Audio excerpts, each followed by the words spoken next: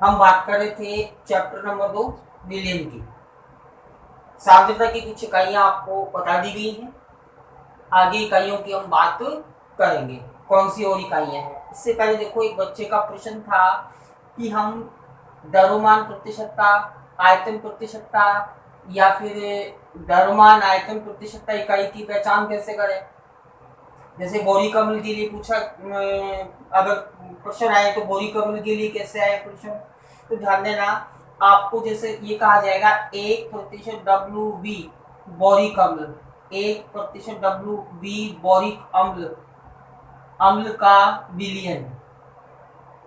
ठीक है, आपको साथ में ये दिया हुआ आएगा WV, तो इकाई आप पहचान लोगे। द्रव्यमान आयतन प्रतिशतता है। यहाँ विलय किसमें है? आगे विलय है, पीछे विलयन के लिए है। W का मतलब द्रव्यमान, तो जो विलय है बोरिक अम्ल है, वो द्रव्यमान में है, भार में है। 1 ग्राम बोरिक अम्ल को 1 ग्राम बोरिक अम्ल को विलयन में घोलकर, जल में घोल करके क्या किया हमने? 100 ml बनाया है।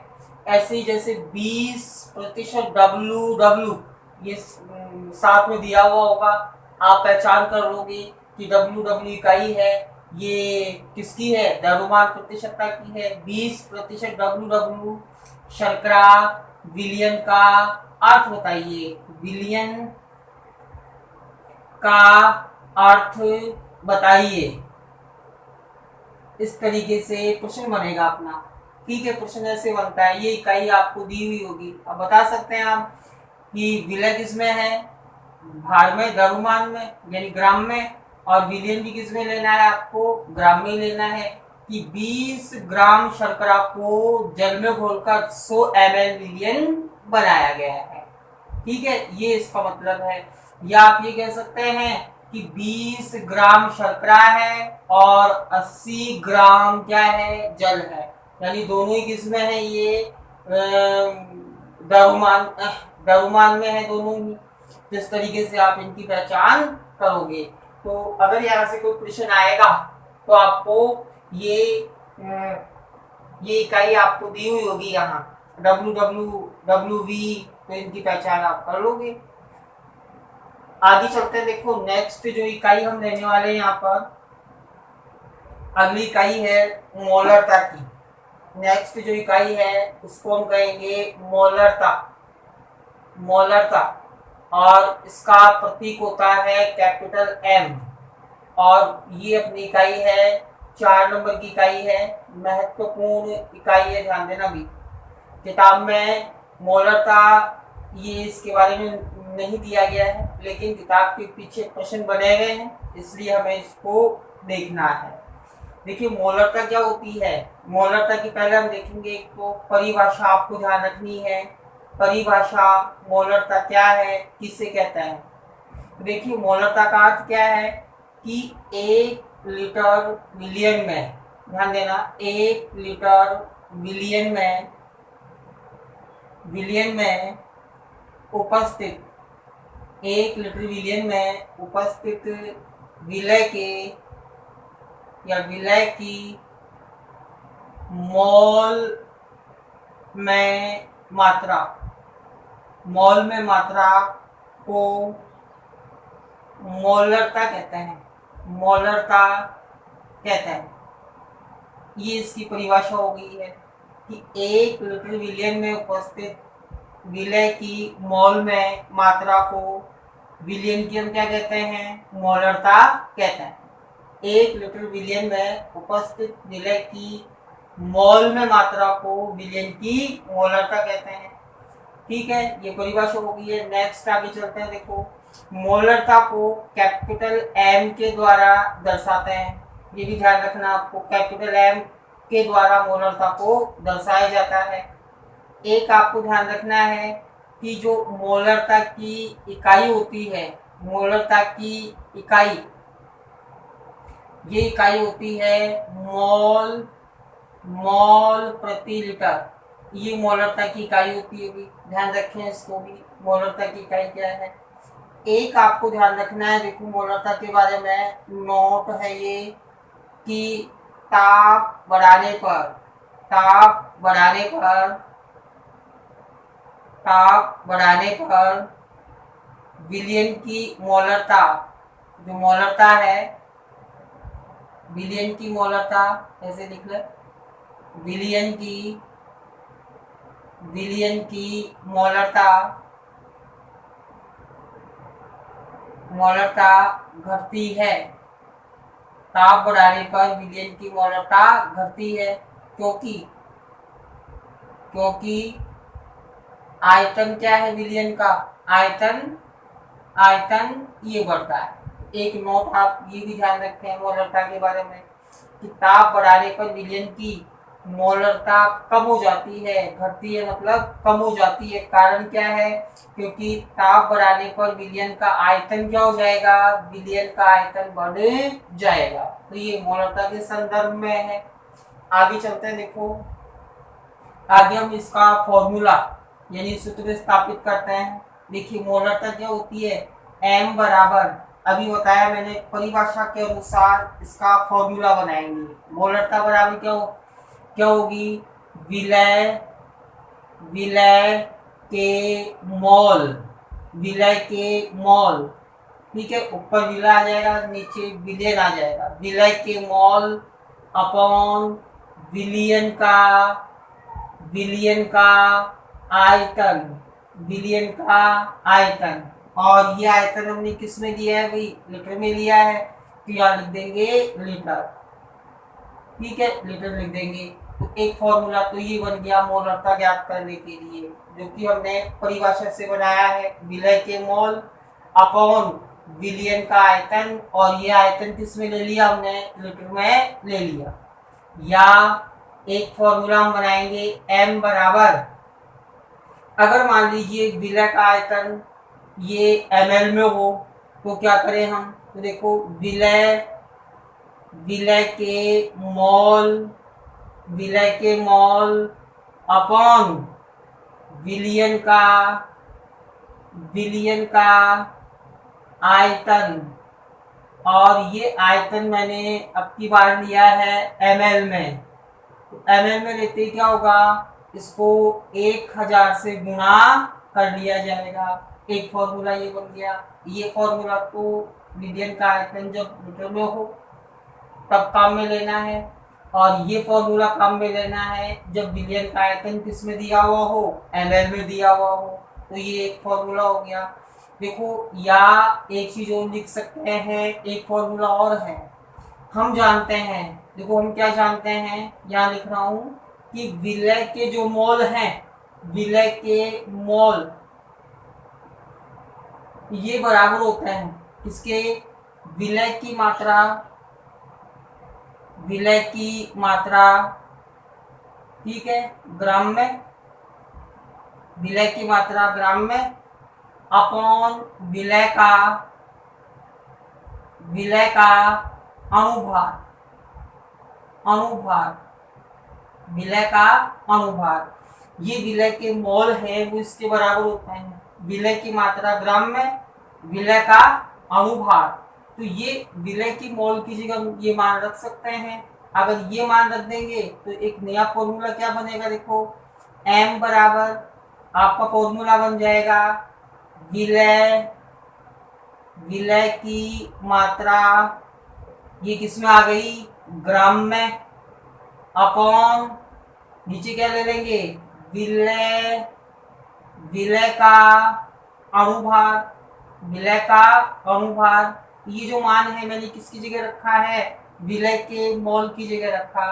अब देखो नीचे क्या आ जाएगा, फिर विलयन का आयतन आ जाएगा, आयतन, और ये आयतन किस में आ जाएगा भाई, अगर ml में ले रहे हैं हम तो ऊपर किससे गुणा कर देंगे, 1000 से गुणा कर दिया जाएगा। तो ये मोलरता ज्ञात करने के एक फॉर्मूला ही हो गया। इस फॉर्मूले को मैंने कैसे बनाया, विलय के मोल जो होते हैं इसके बराबर, तो विलय के मोल जहां भी हैं वहां मैंने ये मान रख दिया और मोलरता का एक नया फॉर्मूला बना लिया, ठीक है। या देखो इस फॉर्मूले को हम संक्षेप में भी लिख सकते हैं, कैसे, m मोलरता बराबर हम विलय की मात्रा यानी विलय का भार ग्राम में है तो इसको लिखेंगे WB। W का मतलब द्रव्यमान, मात्रा या भार, और विलय के लिए हम काम में ले रहे हैं यहाँ B, तो WB का मतलब हो गया विलय की मात्रा। ठीक है, और विलय का अणुभार M हो गया अणुभार, जिसका विलय का है इसलिए हमने क्या लगा दिया साथ में B, MB विलय का अणुभार। आगे चलते हैं, विलयन का आयतन, आयतन के लिए हम देते हैं B, जिसका है सॉल्यूशन, ये विलयन का आयतन। अगर ये आप ml में लेते हैं तो ऊपर किससे गुणा कर दोगे, 1000 से गुणा कर लेंगे, तो ये फॉर्मूला अपना बनता है यहाँ पर मोलरता ज्ञात करने का। तो एक इकाई तो अपनी ये हो गई मोलरता वाली। परिभाषा याद रखनी है आपको, कैसे दर्शाते हैं वो ध्यान रखना है, इकाई क्या होती है वो आपको बताना है, और ये फॉर्मूला स्थापित करना है। कई बार देखो एग्जाम में प्रश्न कैसे आया हुआ है, मोलरता को परिभाषित कीजिए, मोलरता की इकाई बताइए, या फिर मोलरता ज्ञात करने का फॉर्मूला लिखिए। एग्जाम में बोर्ड में 1 नंबर का प्रश्न आया हुआ है, मोलरता ज्ञात करने का फॉर्मूला लिखिए। परिभाषा आई हुई है 1 नंबर की, मोलरता की परिभाषा लिखिए, इकाई बताइए। एक इकाई तो अपनी ये हो गई मोलरता के लिए। ठीक है, आप इसका स्क्रीनशॉट ले लें, मोलरता कंप्लीट। आगे चलते हैं, 5 नंबर जो इकाई है अपनी, 5 नंबर इकाई लेंगे, और ये 5 नंबर इकाई हम लेंगे यहाँ पर देखो, जिस 5 नंबर है इसको हम कह देंगे मोलरता, मोलरता, और इसको हम दर्शाएंगे स्मॉल m के द्वारा। ठीक है, देखो वही चीजें इसमें करनी है आपको, परिभाषा बतानी है कि परिभाषा क्या बनेगी। एक तो आपको ये इसमें देखना है परिभाषा क्या है, ठीक है, एक आपको कैसे दर्शाना है, इकाई क्या होती है, आदि चीजें आपको यहाँ बतानी है। चलो पहले हम परिभाषा लिख लेते हैं। देखो मोलरता स्मॉल m की, 1 किलोग्राम, 1 किलोग्राम, देखो सेम परिभाषा वही बनेगी, कुछ अंतर करना है, वो क्या करना है ध्यान दें। 1 किलोग्राम विलायक में, 1 किलोग्राम विलायक में उपस्थित विलय की मोल में मात्रा को, मोल में मात्रा को मोलरता, मोलरता कहते हैं। ये लो, ये इसकी परिभाषा आ गई है। ठीक है, अंतर क्या किया मैंने, 1 लीटर विलियन की जगह 1 किलोग्राम विलायक लिखा और परिभाषा बनाई। 1 किलोग्राम विलायक में उपस्थित विलय की मोल में मात्रा को मोलरता कहते हैं। आगे चलते हैं, मोलरता को स्मॉल m के द्वारा प्रदर्शित किया जाता है, जबकि मोलरता थी वो कैपिटल M है, ये स्मॉल m है। इकाई की बात कर लेते हैं, तो मोलरता की जो इकाई है वो होती है मोल प्रति किलोग्राम, मोल प्रति किलोग्राम, ये इसकी इकाई होती है। फिर एक नोट इसमें भी ध्यान रखना है कि भाई ताप का क्या प्रभाव पड़ेगा, तो ताप बढ़ाने पर, या हम ये कह सकते हैं ताप परिवर्तित करने पर, ताप परिवर्तित करने पर मोलरता अपरिवर्तित रहती है। ताप परिवर्तित करने पर, परिवर्तित करने पर, ताप परिवर्तित करने पर मोलरता, मोलरता अपरिवर्तित, अपरिवर्तित रहती है, मोलरता अपरिवर्तित रहती है, यानी कोई प्रभाव नहीं पड़ता है ताप का, मोलरता पर ताप का कोई प्रभाव नहीं पड़ेगा। आगे हम फॉर्मूला स्थापित करेंगे। देखो इसके लिए कैसे फॉर्मूला बनाना है, अगर आपको ये फॉर्मूला याद हो गया तो आप ये मोलरता का फॉर्मूला भी बना सकते हैं। देखो किस तरीके से, मोलरता क्या है स्मॉल m, वही परिभाषा से बना दो, विलय ऊपर आएगा, नीचे विलयन की जगह क्या आ जाएगा विलायक, तो विलय के मोल अपॉन नीचे क्या आ जाएगा, विलय के मोल अपॉन क्या आ जाएगा, विलायक का द्रव्यमान।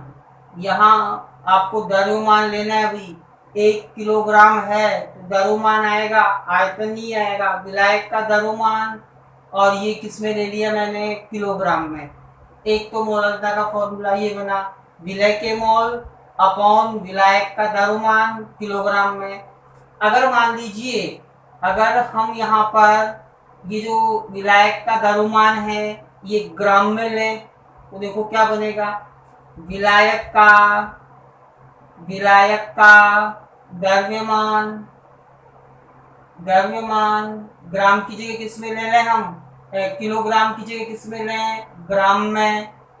तो वही 1000 से गुणा कर लेंगे, क्योंकि हम जानते हैं क्या कि 1 किलोग्राम बराबर क्या होता है, 1000 ग्राम होता है। तो ये एक नया फॉर्मूला बन जाएगा। नीचे वही देखो, विलय के जो मोल हैं, नीचे वही मान रखना आपको, क्या विलय के जो मोल हैं वो किसके बराबर होते हैं, विलय की ग्राम में मात्रा अपॉन विलय के अणुभार के। तो इसमें कोई परिवर्तन नहीं होगा, वही आ जाएगा। अब इसमें नीचे गुणा में क्या आएगा, विलायक का द्रव्यमान आ जाएगा। आयतन की जगह, विलयन का आयतन की जगह क्या ले लेंगे, स्मॉल m में विलायक का द्रव्यमान, और ये किसमें दिया, ग्राम में है, इसीलिए 1000 से गुणा है। या हम फॉर्मूला बना सकते हैं यहाँ पर कि WB गुणा 1000, वही WB क्या है, विलय की मात्रा या विलय का द्रव्यमान। MB का मतलब क्या है, विलय का अणुभार। अब विलायक का द्रव्यमान है, द्रव्यमान के लिए सदैव क्या आएगा, W, और किसका, विलायक का है, तो विलायक के लिए हम क्या मान लेते हैं, A। तो W A का मतलब है विलायक का द्रव्यमान। तो इस प्रकार ये दो इकाइयां अपनी ये हो गई हैं, दोनों महत्वपूर्ण इकाइयां हैं, मोलरता और मोललता। इसका भी आप स्क्रीनशॉट ले लें। आगे चलते हैं। देखो नेक्स्ट जो बिंदु हम लेंगे वो है इन दोनों में अंतर करना। ठीक है, अंतर क्या है भी, ये चीज आपको यहाँ बतानी है।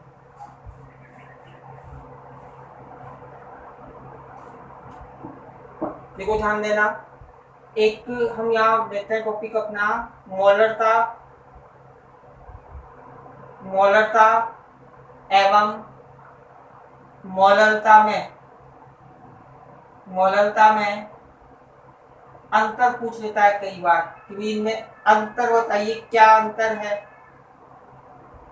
ठीक है, अंतर देखो क्या है दोनों में। 1 नंबर का प्रश्न ये भी बनता है। एक तरफ हम लिख लेंगे यहाँ पर मोलरता और एक तरफ हम लिख लेंगे यहाँ पर मोललता। देखो क्या अंतर है, ये कैपिटल M, ये स्मॉल m है। पहला अंतर को हम ये बता सकते हैं कि मोलरता में क्या विलियन का आयतन लेते हैं। एक तो अंतर ये है, विलियन का आयतन लेते हैं। इसमें हम क्या बता सकते हैं कि मोलरता में विलायक का द्रव्यमान लेते हैं, विलायक का द्रव्यमान लिया जाता है। एक हम बता देंगे इकाई के बारे में कि मोलरता की जो इकाई है ये होती है मोल प्रति लीटर होती है। ठीक है, इकाई होती है मोल प्रति लीटर होती है। इसमें हम बता देंगे कि इसकी इकाई मोल प्रति क्या होती है, किलोग्राम होती है, मोल प्रति किलोग्राम होती है। एक थर्ड जो हम बताएंगे यहाँ पर कि ताप परिवर्तन पर ये कम होती है, ताप परिवर्तन पर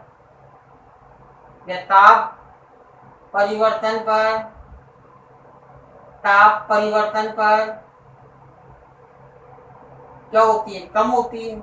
ऐसे लिखो या बदल जाती है, ताप परिवर्तन पर परिवर्तित हो जाती है। और इसमें लिख देंगे ये क्या रहती है, अपरिवर्तित। ये क्या रहती है, अपरिवर्तित रहती है।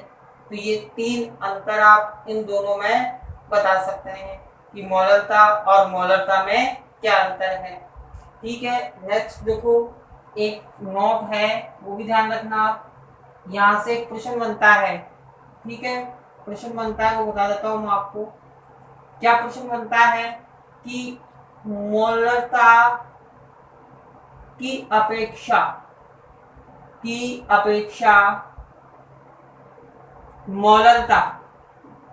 मोलरता को श्रेष्ठ माना गया है, माना जाता है या माना गया है। ठीक है, क्यों, कारण पूछ लेता है भाई, क्या कारण है कि इसको मोलरता को श्रेष्ठ माना गया है। तो देखिए, आप कहोगे कि मोलरता में, ध्यान देना, मोलरता जो है इसमें विलयन का हम क्या लेते हैं, आयतन लेते हैं, और आयतन ताप परिवर्तन से क्या होगा, बढ़ेगा। ताप बढ़ाएंगे तो आयतन बढ़ेगा, या ताप परिवर्तित करेंगे तो आयतन भी क्या हो जाएगा, परिवर्तित होगा, और ये मोलरता भी क्या हो जाएगी, बदल जाएगी। जबकि मोलरता में विलायक का हम क्या लेते हैं, द्रव्यमान लेते हैं, विलायक का हम क्या लेते हैं, द्रव्यमान लेते हैं, और ताप परिवर्तित करने पर द्रव्यमान में कोई परिवर्तन नहीं होता, इसलिए मोलरता में भी कोई परिवर्तन नहीं आता है। इसलिए हम कहते हैं कि मोलरता की अपेक्षा मोलरता को श्रेष्ठ या अच्छा माना गया है। ताप परिवर्तन पर ये तो बदल जाएगी, और मोलरता है ये ताप परिवर्तन पर नहीं बदलेगी। एक आप चीज मोलरता और मोलरता के लिए ये प्रश्न ध्यान रखें। एक हम बात करेंगे, यहाँ पर देखो नोट है, नोट, इसको भी आप ध्यान रख लें।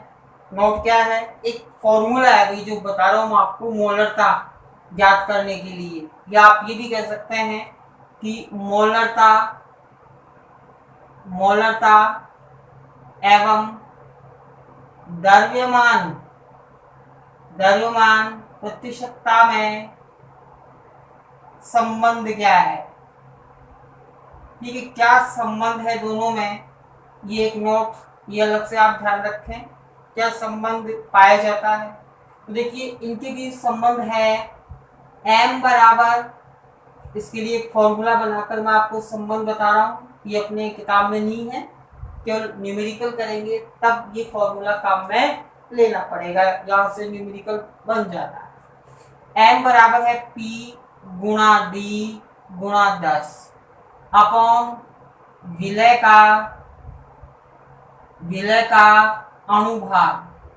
का अनुभाग, तो ये इनमें संबंध पाया जाता है, मोलरता और द्रव्यमान प्रतिशतता में। ठीक है, यहाँ देखो P का मतलब क्या है, P का मतलब है द्रव्यमान प्रतिशतता, P का मतलब ये है, और D का मतलब क्या है, D का मतलब है घनत्व, D का मतलब क्या है, घनत्व। तो ये मोलरता और द्रव्यमान प्रतिशत में संबंध है। ठीक है, तो अपनी 2 इकाई ये हो गई है, मोलरता और मोलरता। आगे हम बात करेंगे, अब इकाई नंबर अपनी है 6। देखिए 6 नंबर पर हम ले लेंगे मोल अंश। ठीक है, एक इकाई है। 6 नंबर हम लेते हैं यहाँ पर मोल अंश। ठीक है, मोल अंश किसे कहते हैं, क्या होती है, या इसको हम मोल भिन्न भी कहते हैं। मोल भिन्न किसे कहते हैं, समझाइए क्या है मोल भिन्न, या इसको हम क्या कह सकते हैं, इसको मोल प्रभाज ये भी नाम दिया जाता है। तीनों एक ही चीज है, मोल अंश क्या है, मोल भिन्न क्या है, मोल प्रभाज्य क्या है बताइए, ये समझाइए। तो ध्यान देना भाई, इसकी एक तो हम बताएंगे यहाँ पर परिभाषा क्या है। कई बार पूछ लेता है मोलेंस किसे कहते हैं, परिभाषित करो। तो परिभाषा में आपको बताना है कि किसी अवयव का, यहाँ हमें किसी अवयव को लेना है, किसी अवयव का, किसी अवयव अवयव का मोल, किसी अवयव का मोल तथा तथा विलयन में उपस्थित, विलयन में उपस्थित, विलयन में उपस्थित कुल अवयवों के, कुल अवयवों के मोल को, कुल अवयवों के मोल को, मोल का अनुपात, अनुपात मोलेंस कहलाता है। किसी अवयव का मोल तथा विलयन में उपस्थित कुल अवयवों का मोल का अनुपात क्या कहलाएगा, मोलेंस या मोल भिन्न कहलाएगा।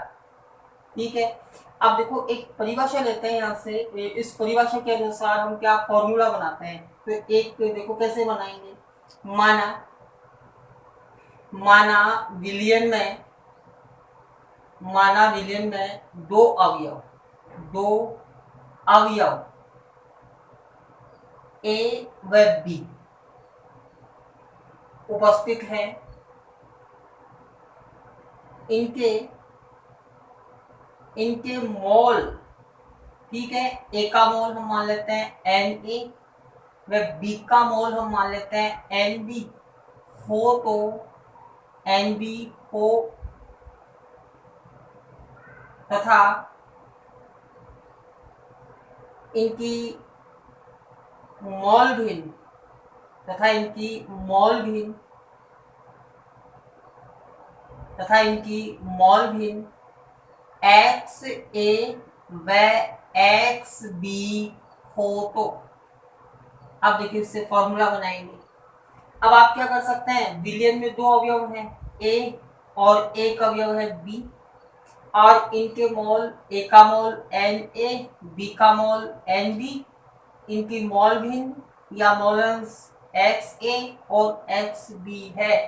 तो देखो हम अवयव ए का, अवयव बी का, दोनों का मोल निकाल सकते हैं। तो देखो अवयव, अवयव ए का, अवयव ए की मोल भिन्न, अवयव ए की मोल भिन्न, ठीक है, क्या मान रहे हैं, एक्स ए मान रहे हैं। चलो फॉर्मूला क्या बनाया हमने, फॉर्मूला इसमें बताया मैंने कि अवयव का मोल, इस जो हम अवयव ले रहे हैं, जैसे देखो यहाँ इस परिभाषा से एक फॉर्मूला ही बना सकते हैं। क्या आया देखो, मोल अंश का मतलब क्या आ गया, मोल अंश का मतलब ये आ गया, या मोल भिन्न का मतलब ये आ गया कि अवयव, अवयव के मोल अपॉन विलयन में उपस्थित, विलयन में उपस्थित कुल अवयवों के, कुल अवयवों के मोल, ठीक है, कुल अवयवों के मोल। तो ये परिभाषा के अनुसार हम ये फॉर्मूला बना सकते हैं, अवयव के मोल और विलयन में उपस्थित कुल अवयवों के मोल।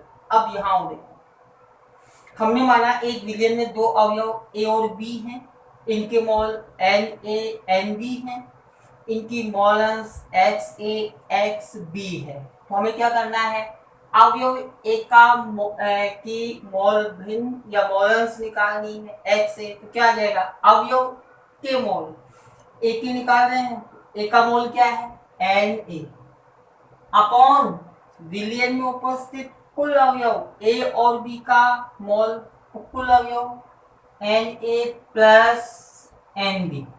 ये फॉर्मूला बनेगा अपना अवयव की मोल अंश कैसे निकालते हैं। अवयव ए की हो गई, इसी प्रकार देखो अवयव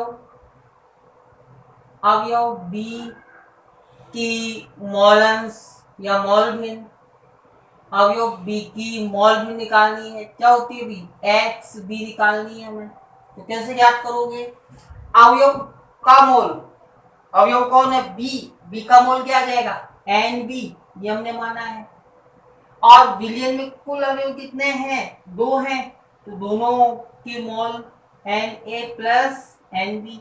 तो ये अवयव आ जाएगा अपना बी के लिए मोल भिन्न, ये अवयव ए के लिए मोल भिन्न आ जाएगी। तो मोल भिन्न को इस प्रकार परिभाषित करना है। एक एग्जांपल लेकर के ये फॉर्मूला आपको बनाने हैं और परिभाषा के अनुसार हम ये यहाँ फॉर्मूला भी बना सकते हैं। परिभाषा के अनुसार ये फॉर्मूला बनाया जा सकता है इस तरीके से, अवयवों के मोल। ये परिभाषा से मैंने फॉर्मूला बना दिया है।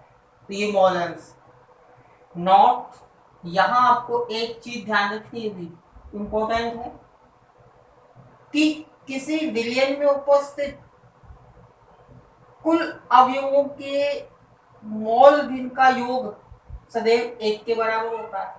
मान लीजिए अगर यहां हम ज्ञात करना चाहें तो एक्स ए प्लस एक्स बी बराबर किसके होगा? 1 के। यानी विलयन में उपस्थित कुल अवयवों के मोल भिन्न, कुल अवयवों के मोल भिन्न का योग सदैव 1 के बराबर माना जाता है। काम में आएगा आगे इसी पाठ में जब कोलरॉस का नियम स्थापित करेंगे। तो ये ध्यान रखें आप।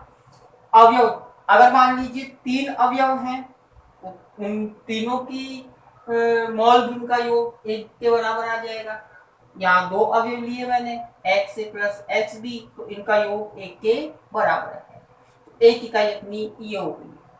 ठीक है, स्क्रीन शॉट ले लें। चलो एक चीज और ध्यान रखना है यहाँ कि मोल अंश जो है ये इकाई विहीन होता है। इकाई विहीन, इकाई विहीन मोल अंश की कोई इकाई नहीं होती है। ये ध्यान रखें आप, मोल अंश की कोई इकाई नहीं होती है, इकाई विहीन राशि है। चलो और नेक्स्ट 7 नंबर और लेते हैं। देखो यहाँ पर एक बात और ध्यान रखना यहाँ, क्या कि मोल अंश पर ताप का, मोल अंश पर ताप का कोई प्रभाव नहीं, मोल अंश पर ताप का कोई प्रभाव नहीं होता है। जैसे मोलकता पर ताप का प्रभाव नहीं होता है तो मोल अंश पर भी ताप का कोई प्रभाव नहीं होता है। एक इकाई अपनी ये कंप्लीट हो गई। एक छोटी सी इकाई और देख लेते हैं यहाँ। ठीक है, 7 नंबर है, 7 नंबर इकाई है। इसको हम कहेंगे कि पीपीएम, पीपीएम। इसका फुल फॉर्म है पार्ट, पी पार्ट, फिर दोबारा पी पार्ट पर, एम का मतलब हो गया मिलियन, पार्ट पर मिलियन, पीपीएम इकाई है। देखिए पहले इसकी कोई परिभाषा बतानी है हमें इकाइयों की। एक तो परिभाषा ध्यान रखना, प्रश्न आता है यहाँ से कि क्या परिभाषा बनती है, और फिर फॉर्मूला याद रखना है। तो देखो ध्यान दो, पीपीएम इकाई क्या होती है? पार्ट पर मिलियन हम किसे कहते हैं? आप ये कहोगे विलय के, विलय के भार भागों की, विलय के भार भागों की वह मात्रा, वह मात्रा जो विलियन के, जो विलियन के 10⁶ भार भागों में उपस्थित हो उसे पीपीएम, पार्ट पर मिलियन इकाई कहते हैं। विलय के भार भागों की वह मात्रा जो विलियन के 10⁶ भार भागों में उपस्थित हो उसे पीपीएम या पार्ट पर मिलियन इकाई कहते हैं। ये इसका फॉर्मूला हो गया है। आगे इसके लिए फॉर्मूला बनाते हैं। तो देखो पीएम बराबर विलय के भार भाग अपॉन नीचे आ जाएगा विलियन के भार भाग, और इसको गुणा करना है 10⁶ से गुणा कर देना है। तो ये इकाई आ जाएगी अपनी पीपीएम इकाई आ जाएगी, पार्ट पर मिलियन परिभाषा, और ये इसका फॉर्मूला हो गया। नोट, एक चीज आप ध्यान रखें यहाँ, यदि इकाई को